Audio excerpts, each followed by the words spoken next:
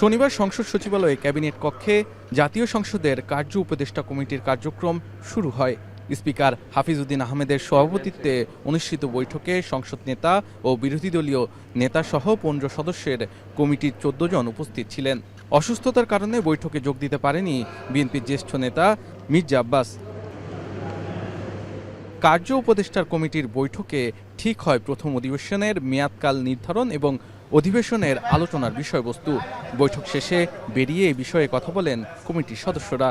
এটা এপ্রিলের 30 তারিখ পর্যন্ত চলবে, এটাই সিদ্ধান্ত হয়েছে। এটা তো এটার উপর যে ইয়েগুলো হয়েছে এগুলো আলোচনা 133টি যে 133টি অধ্যাদেশ এগুলো বিষয় আছে।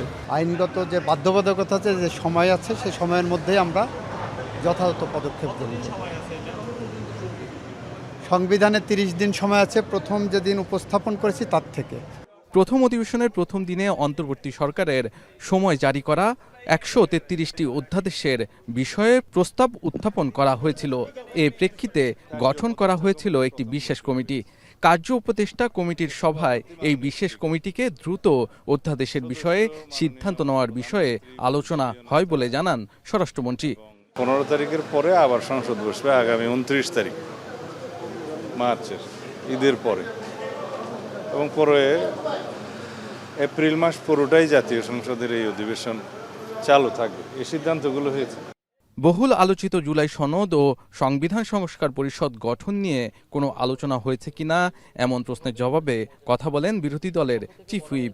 সংসদ শুরু হলে সংসদে এই বিষয়ে আলোচনা হবে, এটা কিন্তু সরকার দলের স্বরাষ্ট্রমন্ত্রী উনি বলেছিলেন। সরকার দলের বক্তব্যের প্রেক্ষিতে বক্তব্য তারপরে আমরা আমাদের করণীয় ঠিক করি। প্রথম অধিবেশনে প্রধানমন্ত্রীর জন্য 8টি ও অন্যান্য মন্ত্রীর জন্য 460টি প্রশ্ন সহ মোট 468টি প্রশ্ন থাকছে।